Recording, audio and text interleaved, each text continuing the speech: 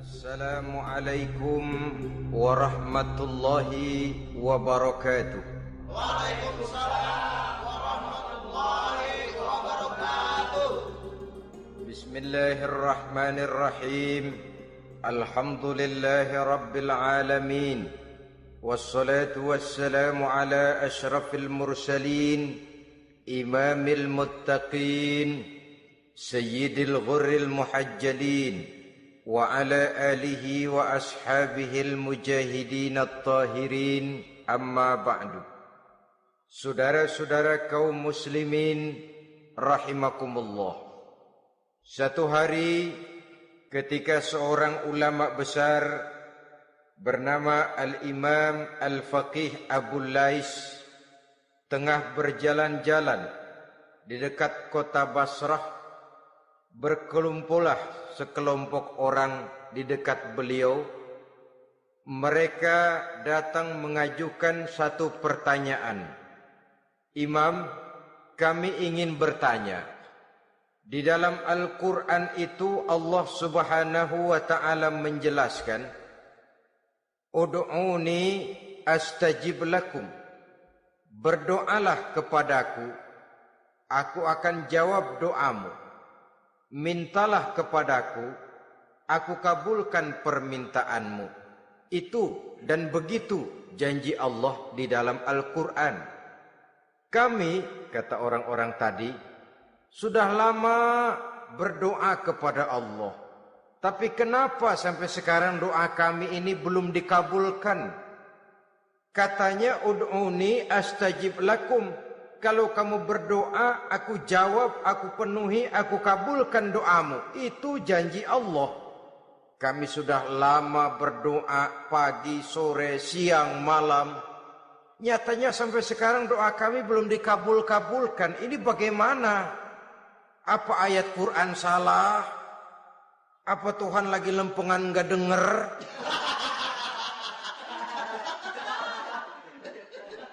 Apa doa kami yang terbalik? Kelihatannya sepele saja ini. Doa tidak didengar oleh Allah. Permohonan tidak dijawab, tidak dikabulkan oleh Allah. Tapi sebenarnya kalau kita mau merenung, kemalangan apa yang paling besar dalam kehidupan ini? Selain daripada kalau permohonan dan doa kita sudah tidak dihiraukan oleh Allah. Artinya hidup sudah tidak diopeni oleh Allah.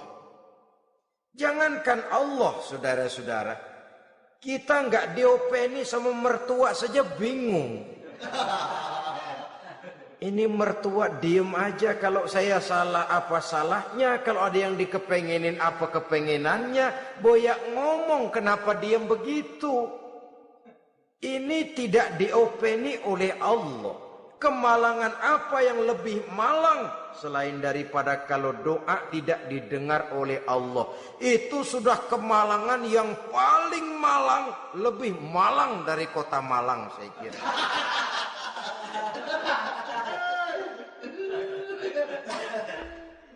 Menghadapi pertanyaan ini, Imam Al-Faqih Abu Lais senyum. Lalu beliau berkata, tuan-tuan, tahu kenapa doa tuan-tuan tidak dijawab? Permohonan tidak dikabulkan? Allah sudah tidak memperdulikan tuan-tuan ini? Kami tidak tahu, Imam, maka kami bertanya. Begini, hati tuan-tuan itu mati. Dari hati yang mati, channel tidak nyambung kepada Allah. Dari channel yang putus tidak ada getaran strom. Bagaimana akan timbul gejala? Hatimu mati, jadi pantas kalau doa tidak dikabulkan, permohonan tidak dipenuhi, doa tidak terjawab, hatimu mati. Saudara-saudara kaum muslimin, dari hati yang mati ini, getaran tidak akan sampai ke hadratullah azza wa jalla. Nah, ini juga satu penyakit yang kita sangat khawatirkan, yaitu apabila hati kita sudah mati selagi jasad masih hidup. Artinya, jadilah kita bangkai berjalan di hadapan Allah Subhanahu wa ta'ala. Sementara kita sangat disibukkan dengan menggali berbagai macam jenis obat penangkal penyakit zahir, dan kita kurang perhatian untuk mencari obat penangkal penyakit batin yang kalau diserang penyakitnya menghancurkan kehidupan abadi di akhirat nanti. Perkembangan ilmu kedokteran nyata benar diikuti dengan perkembangan jenis-jenis penyakit. Makin maju ilmu kedokteran, makin modern penyakit. Ngerti juga rupanya itu penyakit. Dulu kita tidak kenal yang namanya AIDS. Kita tidak tahu yang namanya liver. Kita tidak kenal yang namanya stres. Paling yang banyak cika, masuk angin, dan sebagainya. Tapi baiklah. Penyakit-penyakit batin yang menyebabkan hati menjadi mati, dan dari hati yang mati doa tidak naik, tidak didengarkan oleh Allah Subhanahu wa ta'ala. Nah, kata orang-orang tadi, yang menyebabkan hati kami mati ini apa, Imam? Beliau menjawab, pertama, araftumullaha wa lam tu'tuhu haqqahu. Yang menyebabkan hatimu jadi mati, pertama, kamu kenal benar kepada Allah, tapi haknya untuk disembah, kewajibanmu untuk menyembah, tidak pernah kamu laksanakan. Bagaimana Allah tidak akan jauh dari kita kalau kita tidak akan mengadakan pendekatan kepadanya? Dan pendekatan kepada Allah hanya bisa kita tempuh melalui jalur kegiatan ritual ibadah. Allah akan terlalu jauh apabila kita hanya membicarakannya lewat filsafat dan renungan yang mendalam. Tapi Allah akan dekat dan terasa hadir dalam hidup apabila kita dekati Ia dengan pelaksanaan ibadah kepadanya. Kamu kenal Allah, tapi hakmu untuk menyembah, kewajibanmu untuk menyembah, haknya untuk disembah, tidak pernah kamu laksanakan. Kalau soal Allah, kita kenal bukan main. Bahkan tidak hanya kita mengajarkan kenal juga kepada anak-anak kita. Kalau ditanya siapa pencipta matahari, bulan dan bintang? Allah. Siapa pencipta lautan, gunung, hutan belantara dan sungai-sungai? Allah. Siapa pencipta bumi, matahari dan sebagainya? Allah. Sembahyang apa enggak? Bagaimana nanti?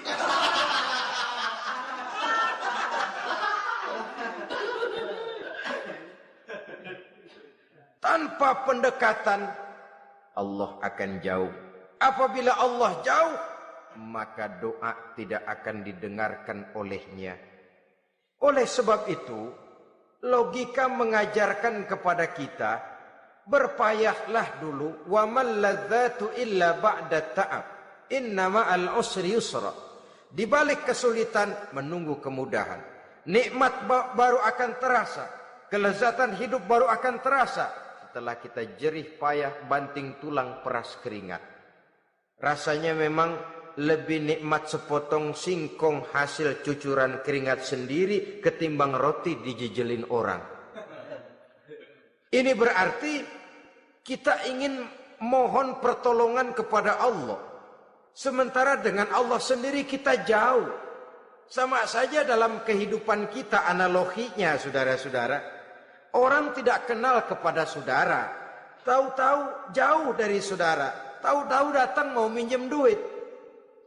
Apa kesan saudara? Enak aja, kenal enggak, dekat enggak, datang-datang mau minjem duit. Emang duit percetakan bapak lu?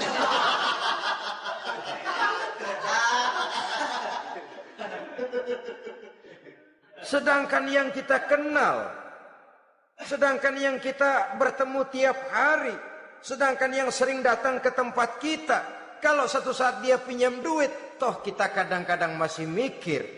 Apalagi datang nggak pernah, berkunjung nggak pernah, ngobrol nggak pernah. Apalagi Kenal juga nggak pernah. Datang-datang mau minta. Macam apa? Datang nemuin Tuhan setahun 2 kali. Idul Fitri, doang Idul Adha.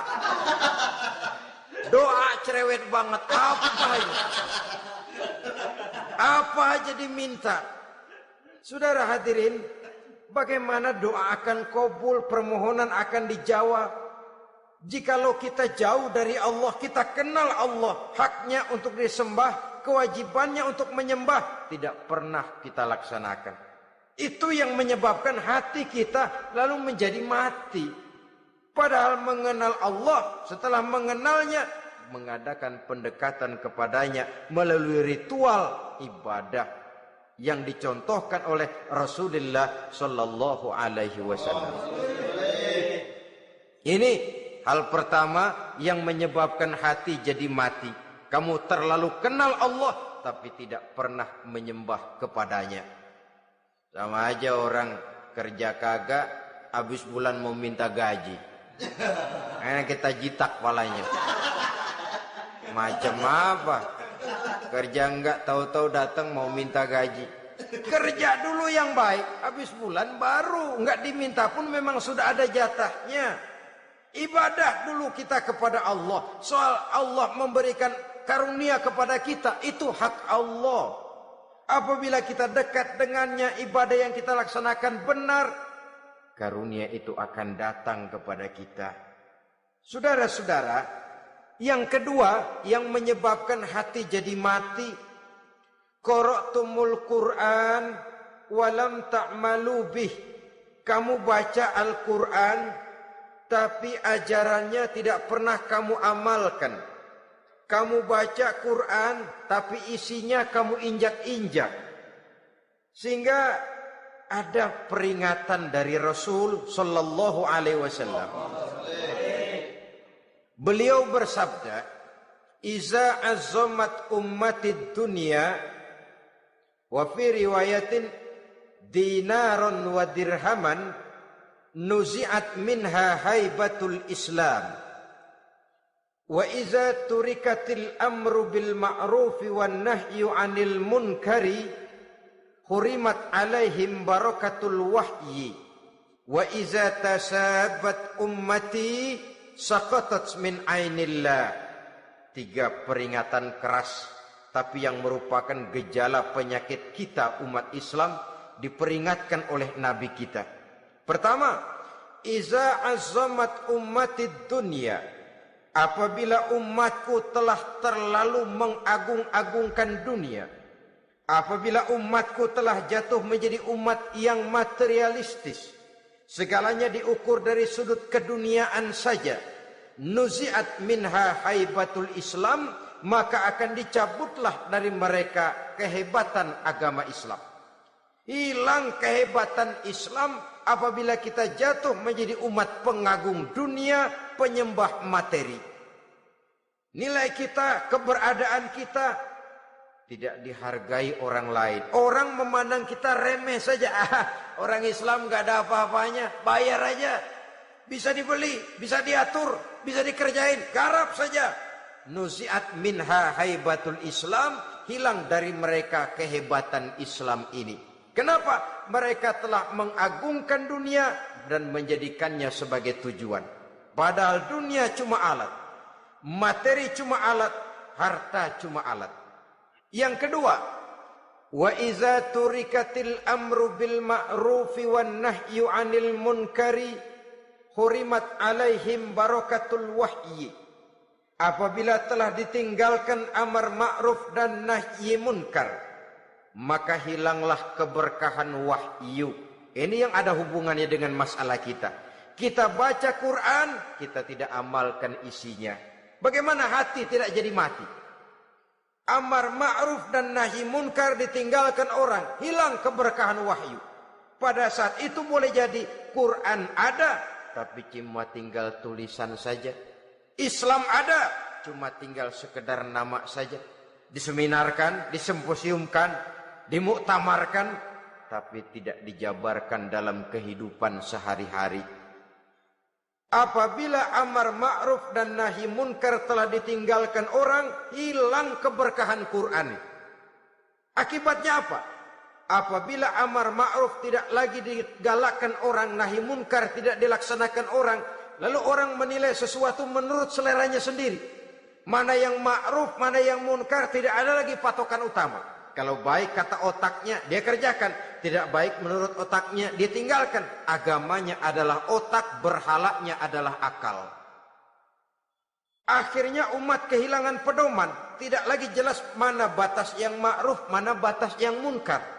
Dalam kondisi sedemikian, akhirnya akan terjadi penjungkiran nilai. Paling celaka nantinya, yang ma'ruf malah dianggap munkar, yang munkar malah menjadi ma'ruf. Peringatan ketiga dari Nabi, wa iza tasabat ummati saqatat min ainillah. Apabila umatku sudah saling berbantahan, apabila umatku sudah saling caci memaki, saqatat min ainillah, jatuhlah mereka dalam pandangan Allah Subhanahu wa taala.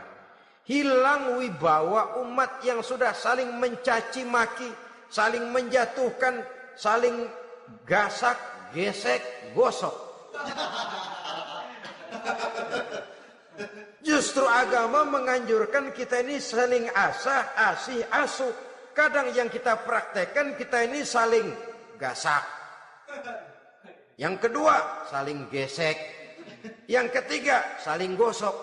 Gasak, gesek, gosok. Kacau kita ini. Saling gasak, menjegal kawan seiring, menggunting dalam lipatan. Saling gosok, fitnah sana, fitnah sini. Saling gesek, sikut kiri, sikut kanan. Tidak perlu orang lain luka dan sebagainya. Yang penting dia bisa nangkring. Jatuh kita dalam pandangan Allah apabila umat sudah saling mencaci maki. Maka kita kembali kepada persoalan. Hal kedua yang menyebabkan hati jadi mati, qara'tumul Qur'an walam ta'malu bih. Kita baca Al-Quran, tapi ajarannya nyaris tidak kita amalkan di dalam kehidupan kita. Akibatnya hati lalu jadi mati. Itu yang kedua. Yang ketiga, yang menyebabkan hati jadi mati dan doa tidak terjawab, idda'aitum annakum min ummati Muhammadin sallallahu alaihi wasallam walam ta'malu bisunnatihi. Kamu mengaku, kamu memproklamirkan diri sebagai umatnya Nabi Muhammad, tapi sunnahnya tidak pernah kamu amalkan. Malahan perkembangan paling akhir, bukan saja tidak mau mengamalkan sunnah, malah mengingkari sunnah. Inna lillahi wa inna ilaihi raji'un. Oh, Nabi Muhammad itu manusia biasa seperti kita. Sebagai manusia dia bisa salah. Dan ternyata hadis banyak yang palsu. Yang otentik cuma Quran. Selebihnya adalah sejarah. Tidak ada itu sunnah. Langsung saja kepada Quran. Oh, hadis itu bukan sumber hukum. Oh, tidak perlu mengamalkan sunnah. Saudara-saudara kaum muslimin, mengaku kita umat Nabi, tapi sunnahnya kita campakkan, tidak kita amalkan. Setelah tidak kita amalkan, kita campakkan. Setelah kita campakkan, kita ingkari pula. Inna lillahi wa inna ilaihi raji'un. Bagaimana hati tidak jadi mati? Kalau siang malam kita memproklamirkan diri sebagai umat Nabi Muhammad, sementara sunnahnya kita campakkan, kita abaikan, dan kita ingkari dia, sunnah itu.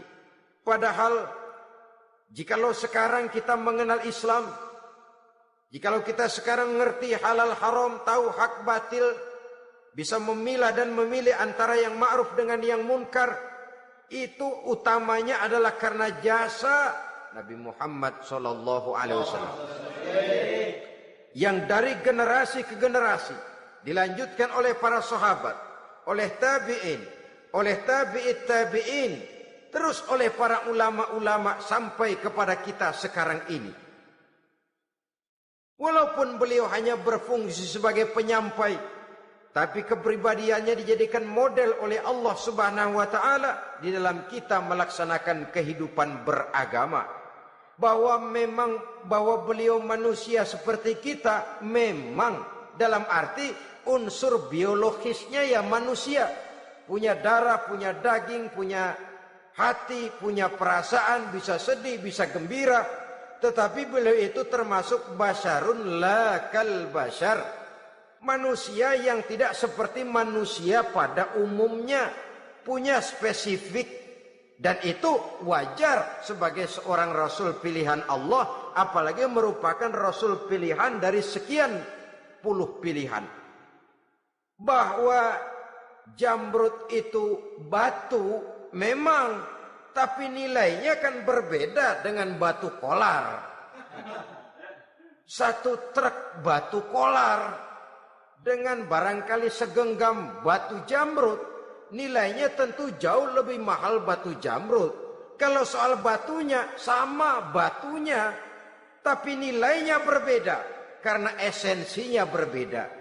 Kita manusia, Nabi Muhammad juga manusia, sama manusianya memang, tapi kualitasnya, nilainya tentu jauh panggang daripada api. Itu sebabnya Allah menjadikan beliau sebagai model. Laqad kana lakum fi rasulillahi uswatun hasanah. Di dalam diri Rasul itu terdapat contoh teladan yang sangat baik bagi kita.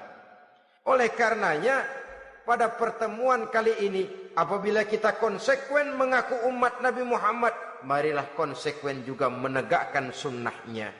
Yang keempat, yang menyebabkan hati jadi mati dan doa tidak terjawab, akaltum ni'mata rabbikum walam tashkurulah. Tiap hari kamu makan nikmat Tuhanmu, tapi kamu tidak pernah mau bersyukur kepadanya, kepada Allah Subhanahu wa taala. Nikmat Tuhan kita doyan banget, tidak pernah sehari dan sesaat pun terlepas diri dan hidup ini dari nikmat-nikmat yang diberikan Allah. Sejak kita bangun tidur sampai tidur kembali, bahkan tidur itu sendiri, di pasar, di sawah, di kantor, dimanapun kita berada, nggak pernah nikmat Allah berhenti. Hidup kita dalam alam diberikan segala fasilitas untuk menunjang kehidupan. Nggak pernah Allah pasang pajak matahari, nggak pernah Allah pasang pajak gas udara. Nikmat-nikmat yang banyak itu tiap hari kita kecap, tiap hari kita nikmati. Tapi kita tidak pandai bersyukur. Padahal Allah memberikan peringatan keras dalam hadis qudsinya. Man lam yashkur ala na'mai wa lam yasbir ala balai falyakhruj min tahti samai wal yatlub rabban siwaya. Siapa yang tidak mau bersyukur terhadap nikmat yang aku berikan kepadanya dan tidak mau bersabar terhadap ujian yang aku berikan kepadanya, silahkan keluar saja dari kolong langit ini dan cari Tuhan selain aku. Diusir oleh Allah. Kalau orang tidak mau bersyukur terhadap nikmat yang aku berikan dan tidak mau bersabar terhadap ujian yang aku timpakan, keluar dari kolong langitku, keluar, cari Tuhan selain aku. Diusir, lah yang ngusir Allah. Anak sekarang bilang mau ke Menong.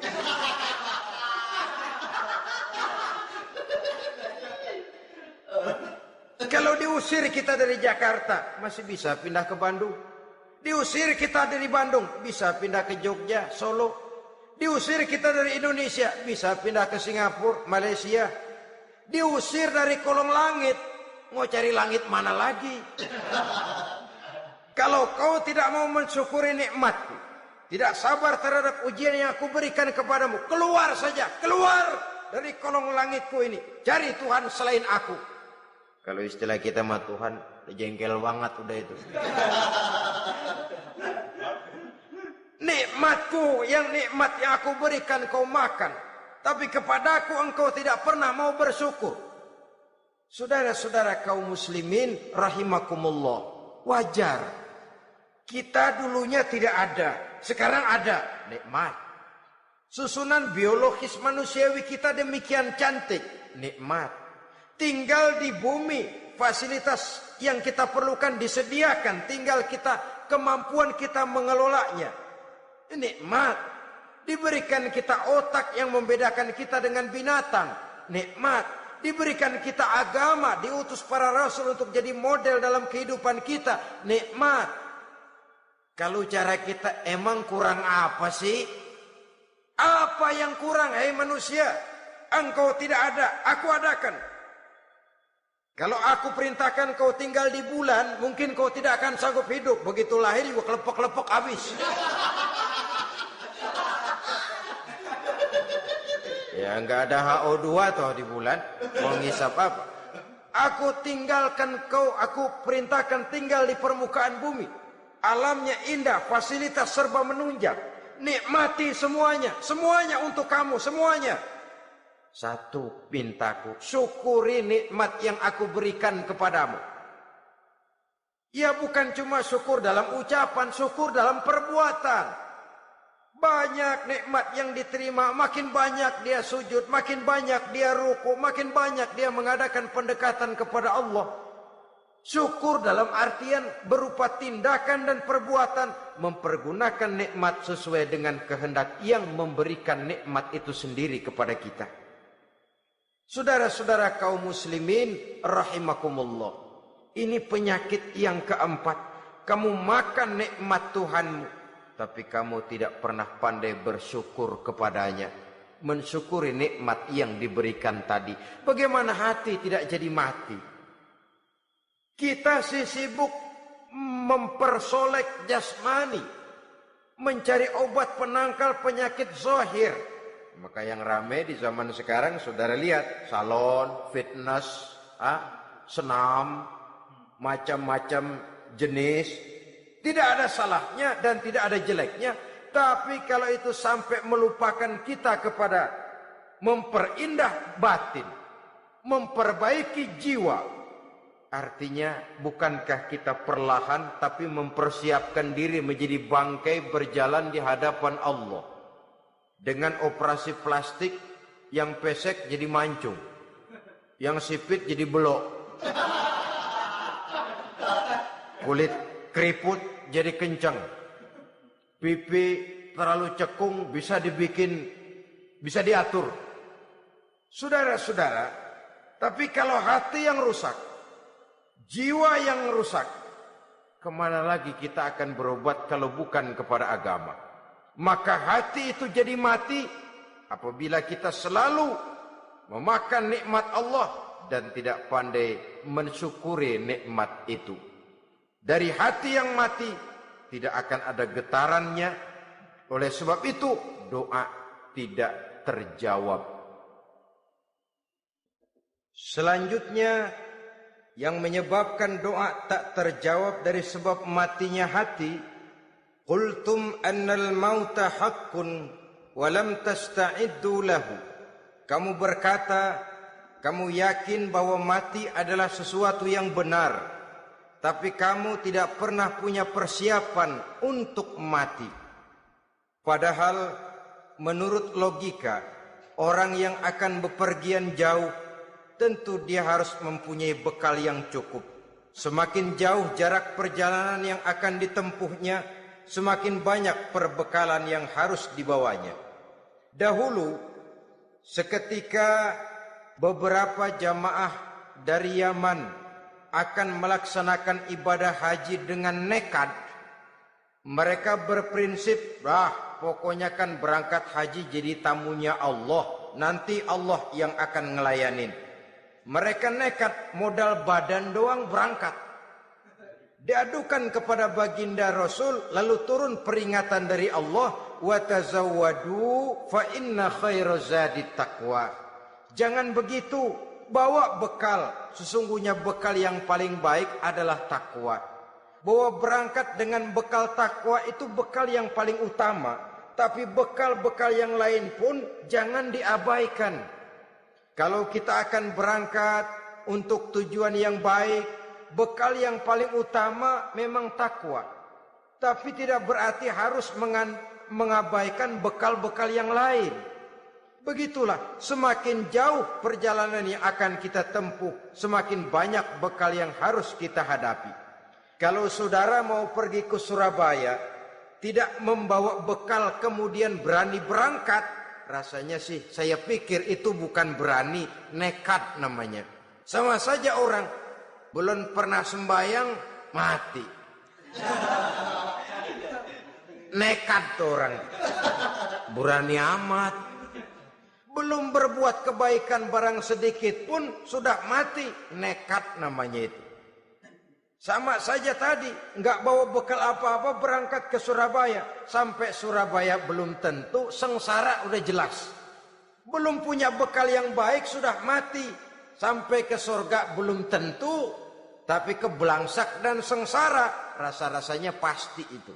Oleh karena itu, kalau kita yakin mati sesuatu yang benar, sesuatu yang pasti datang menimpa, maka hendaklah kita mempersiapkan bekal. Kemudian, idda'aitumun najata minan nar wa ramaitum fiha anfusakum. Kamu memproklamirkan diri ingin selamat dari neraka, tapi kamu lemparkan dirimu ke dalam neraka. Bagaimanapun bajingannya bajingan, kalau ditanya, ente mau masuk neraka enggak? Jawabannya pasti enggak.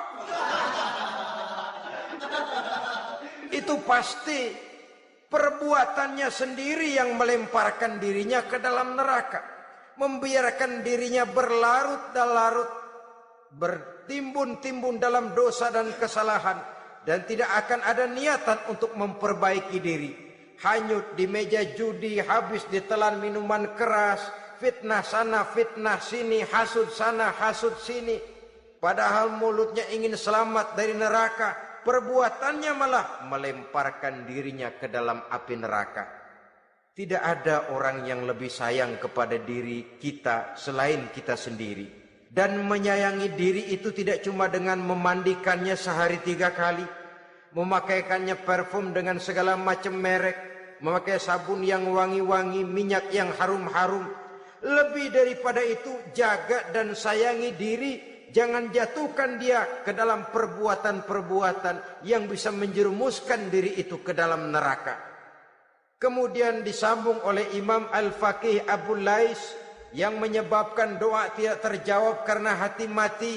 Idda'aitum dukhulal jannah walam ta'malu laha. Kamu ingin masuk surga, tapi kamu berat mengamalkan perbuatan yang bisa menyampaikan kamu ke surga. Semua kita kalau ditanya mau masuk surga, mau. Tapi jarang yang berlomba melakukan perbuatan-perbuatan yang bisa menyampaikan kita ke surga. Kemudian yang terakhir kata Imam Al-Faqih Abu Lais, dafantum mautakum walam ta'tabiru laha. Kamu menguburkan orang yang mati di antara kamu, tapi kamu tidak bisa mengambil iktibar, tidak bisa mengambil pelajaran dari mayit yang jenazah yang kau kuburkan itu. Mestinya kan nguburin orang tuh membuat sadar. Iya, kalau sekarang dia saya baringkan di liang lahat, menghadap ke arah kiblat, bantalnya tanah, setelah itu ditutup dengan papan, lalu ditimbun dengan tanah. Iya, sekarang giliran dia, giliran saya, entah besok, lusa, bulan depan, tahun depan, tapi pasti mengubur mayat, mengubur jenazah, tapi tidak bisa mengambil iktibar dari yang dilaksanakannya itu. Ini merupakan penyakit-penyakit batin yang merupakan handicap, yang menimbulkan jarak antara kita dengan Allah Subhanahu wa ta'ala. Pantas kalau itu semua ada pada diri kita, hati jadi mati. Dari hati yang mati, doa tidak akan tembus. Kita tidak lagi akan diperdulikan oleh Allah Subhanahu wa ta'ala. Dan itu sekali lagi kemalangan yang terbesar dalam kehidupan kita. Bagaimana jalan keluarnya? Pertama, memperbaiki batin kita, menyelamatkan diri daripada penyakit-penyakit yang bisa mematikan hati seperti yang sudah saya sebutkan tadi. Yang kedua, berdoa dengan adab.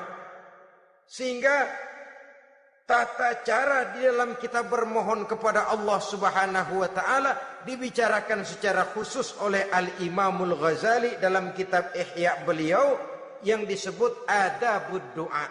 Adab di dalam kita melaksanakan doa kepada Allah Subhanahu wa taala. Setelah batin ini bersih dari penyakit-penyakit hati yang bisa menyebabkan hati jadi mati, berdoalah kita kepada Allah. Bagaimana adabnya? Kata Imamul Ghazali rahimahullah, yang pertama hendaklah ia di dalam berdoa itu memilih waktu yang mulia. Minal awqatis syarifah, kata beliau. Memilih waktu-waktu yang punya nilai mulia. Ramadan dalam 1 tahun, Jumat dalam tiap minggu, sepertiga malam yang akhir pada setiap hari.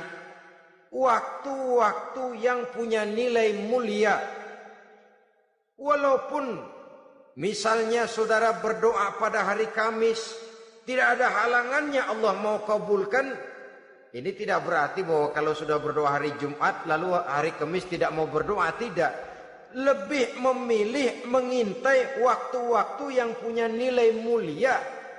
Lailatul Qadar sekali dalam setahun. Waktu-waktu yang punya nilai mulia. Logikanya begini saudara-saudara. Kalau kita datang ke rumah seseorang, tujuan utama kita minjem duit, yang paling pertama kita perhitungkan tanggal berapa nih? Kan itu toh. Tanggal berapa? Kalau tanggal 20 atuh minjem duit. Orang lagi ngap-ngapan. Boro-boro dia bisa minjemin, dia sendiri mungkin lagi pusing. Kita lebih dulu kita amatin tanggal berapa nih? Yang enak sore apa siang? Jam 2. Jam 2 dia baru pulang dari kantor, tapi giliran tidur. Kalau dia tidur dibangunin datang mau minjem duit, kagak dimaki-maki sudah kebagusan deh.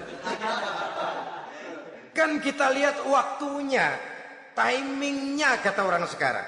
Tanggal berapa, sore apa malam, apalagi gulem apa terang bulan. Itu semua sudah kita atur sedemikian rupa, memilih waktu. Yang kedua kata Imamul Ghazali, memilih keadaan yang istimewa. Kalau tadi soal waktu, yang kedua soal keadaan. Ada situasi-situasi di mana doa itu diijabah oleh Allah Subhanahu wa taala. Di antaranya kata Imam Abi Hurairah, "Inda zahbi sufuf fi sabilillah."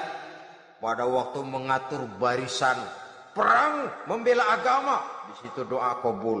Inda nuzulil ghais, ketika turun gerimis, di situ doa makbul. Inda iqamis shalah, ketika salat mau didirikan, riwayat lain bainal azan wal iqamah, antara azan dan qomat, di situ doa makbul. Itu memilih keadaan-keadaan. Kemudian yang ketiga kata beliau, berdoa menghadap kiblat. Ya, apa kalau doa madhab mudik Tuhan gak tahu? Tahu. Tuhan gak dengar? Dengar. Cuma lebih etis. Lebih etis kalau kita berdoa menghadap ke arah kiblat. Saudara-saudara kaum muslimin rahimakumullah. Yang keempat, hifdzus shaut, menyederhanakan suara. Tidak terlalu keras, juga tidak terdengar orang lain, apalagi kalau doa kita diaminkan oleh orang lain. Tidak usah terlalu keras. Kenapa? Karena Allah yang kita meminta kepadanya bukan zat yang tuli, bukan zat yang buta, bukan zat yang tidak dengar, bahkan Dia Maha dengar. Juga tidak terlalu seperti orang berbisik-bisik, apalagi kalau doanya doa bersama-sama. Tapi kadang-kadang terdorong oleh husnuzon dari para makmum saja. Tidak peduli apa yang dibaca oleh imam, yang kedengaran cuma amin aja kerengan. Amin, amin, amin, amin, amin, amin.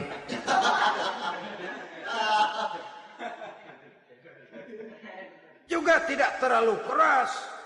Seperti orang berdoa, seperti orang pidato. Saudara-saudara kaum muslimin rahimakumullah. Yang kelima, alla yatakallafa saja' fid du'a. Dalam berdoa, kalau istilah kita, jangan nyelongcong. Saja' suja' ini menunjukkan sikap berani kepada Allah. Misalnya ada orang berdoa, ya Allah ampunilah saya kalau engkau mau. Kalau Allah mau. Kasihanilah saya ya Allah kalau engkau mau. Itu doa orang songong. Atau sama saja, ya Allah berilah saya rezeki dikit aja. Emang kenapa pakai begitu? Allah yatakallafa saja fid du'a. Yang keenam kata Imamul Ghazali, at-tadarru' wal khusyu'. Dengan tadarru' dan khusyuk, dengan sikap tawadu, benar-benar ya seperti kita lah kalau datang memang menghajatkan pertolongan dari seseorang, segala action kita atur supaya hajat kita itu kabul, kan begitu. Kadang-kadang istilah orang kalau perlu ngesor mah ngesor dah, yang penting permintaan dikabulkan, gitu saja. Kita lihat sekarang ini, ramai orang bicara soal film-film Parno. Kelihatannya pendatang-pendatang baru, pokoknya asal bisa main dah, bugil ya bugil dah. Yang penting nyohor, bisa tampil. Walaupun dalinya semua sama, mula-mula cuma iseng. Adegan panas bagaimana? Kalau tuntutan skenario apa boleh buat? Apa boleh buat? Emang nggak bisa milih. Setelah film beredar baru saya juga jijik ngelihat, ya tadi kemana waktu bikin? Udah jadi baru jijik, bikinnya merem memang itu.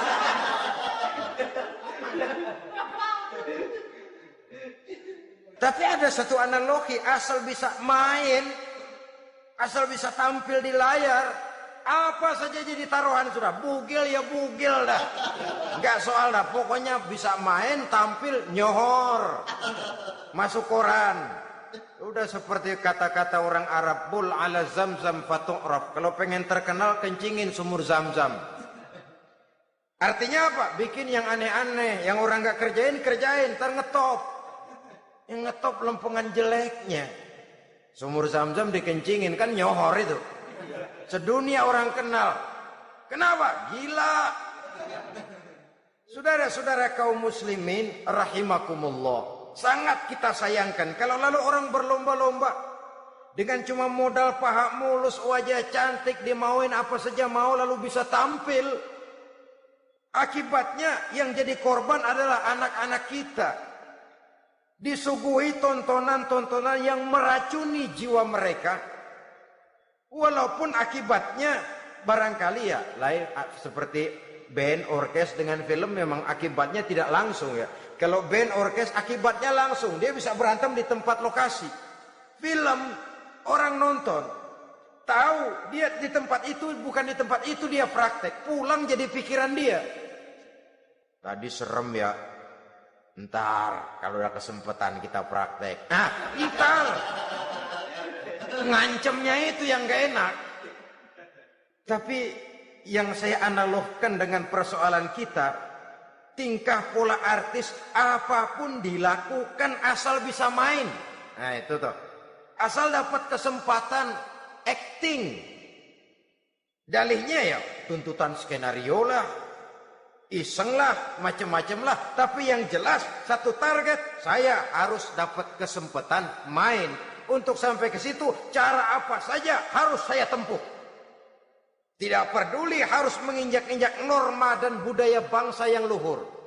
Tidak peduli harus bertentangan dengan kaidah agama. Tidak peduli hasilnya meracuni umat masyarakat, terutama generasi muda. Yang penting kan ngetop. Saudara-saudara, baiklah ya, itu soal lain.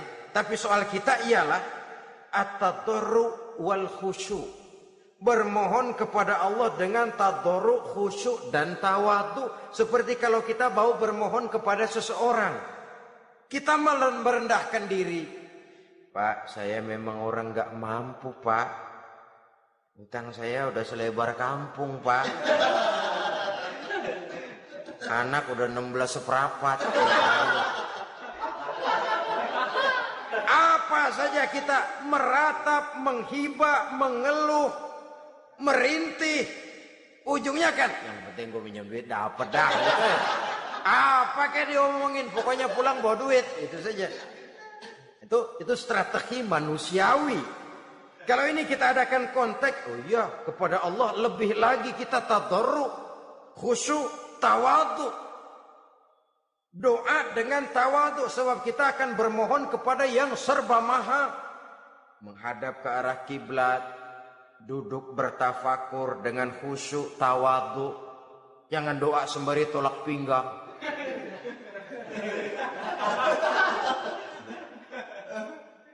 Yang ketujuh kata Imamul Ghazali, ayyujzimad du'a wa yuqina bil ijabah.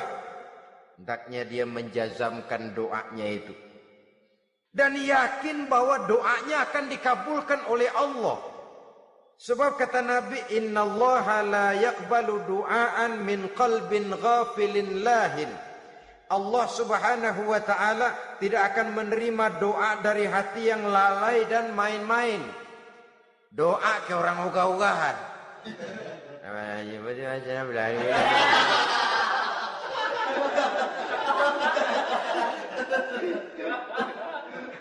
Kali malaikat nyongok dong, lu minta apa lu?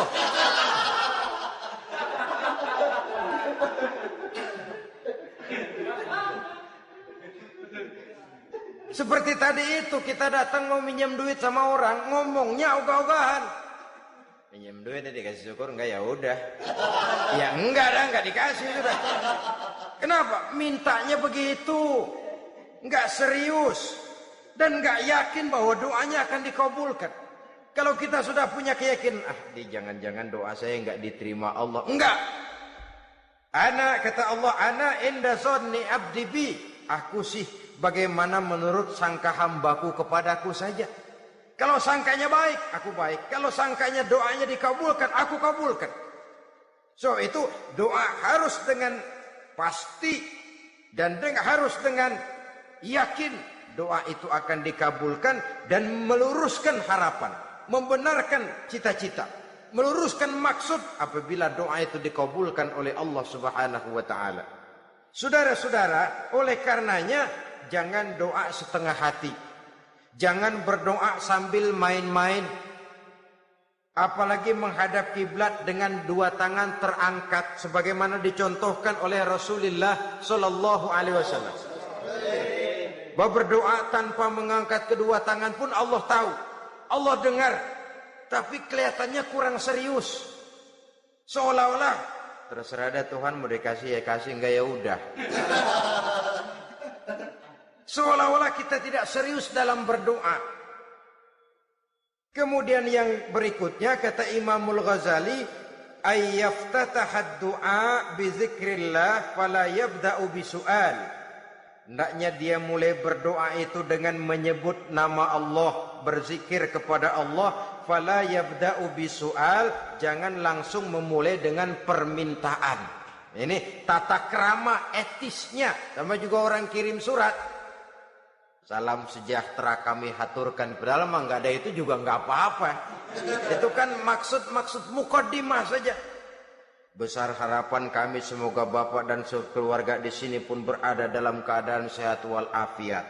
Selanjutnya kami telah dengar dari berbagai teman tentang kedermawanan Bapak, tentang bantuan Bapak di berbagai bidang yang menyangkut sosial pendidikan.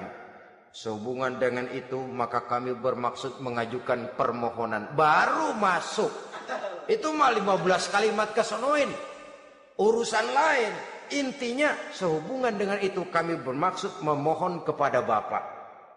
Kita mulai, salam sejahtera kami haturkan, bersama ini pula kami, macam-macam lah. Sama juga seperti tadi itu, kita datang mau minjem duit, datang karena kita tahu datang habis bulan, malam terang bulan, udaranya sejuk, ngobrol lah kita, dapet teh. Apa kabar Pak? Baik. Aduh Bapak sih untung dah Pak, kayak pemurah lagi. Saya tahu Bapak banyak nyumbang di mana-mana. Diangon aja tuh orang diangon.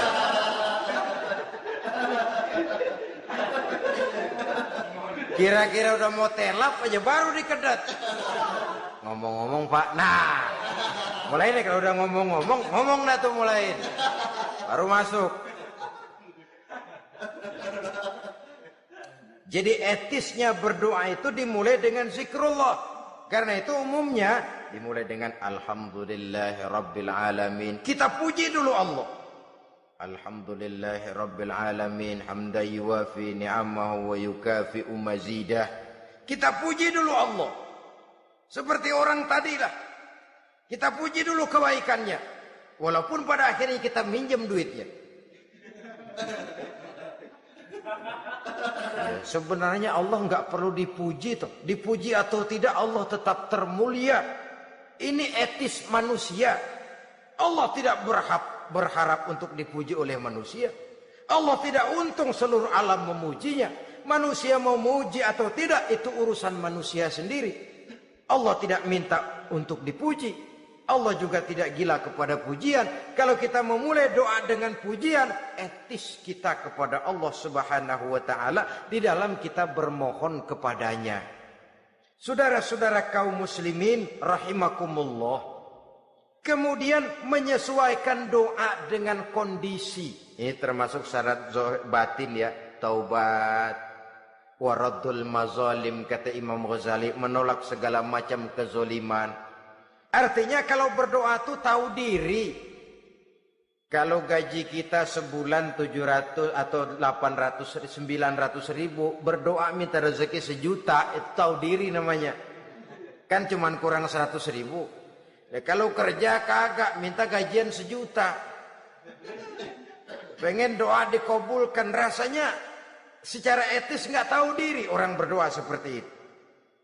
Orang datang mau minta duit, mau pinjam duit kepada kita, kan kita lihat kira-kira mampu ngembaliin nggak nih orang. Kita lihat, kita evaluasi kemungkinannya. Lalu si yang minjem tentu tahu diri.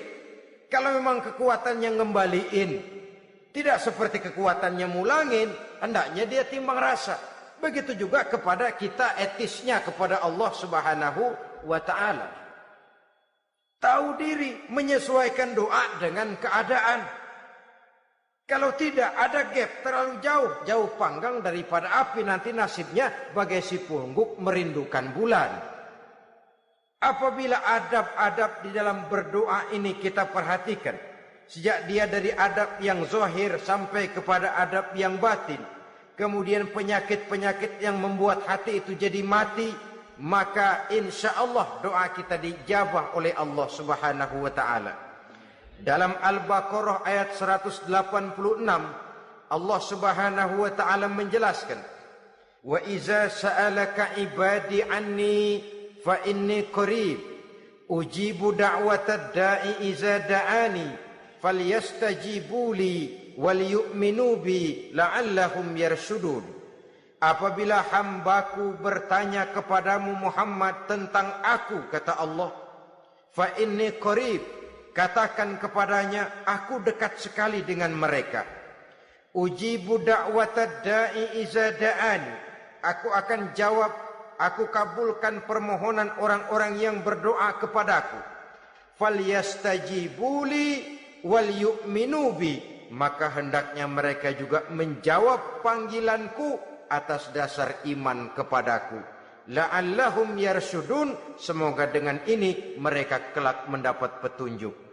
Saudara-saudara, Al-Baqarah 186 ini dengan nyata menjelaskan kepada kita, Allah akan menjawab doa, mengabulkan permohonan apabila kita falyastajibuli wal yu'minu bi, juga menjawab panggilan Allah atas dasar beriman kepadanya.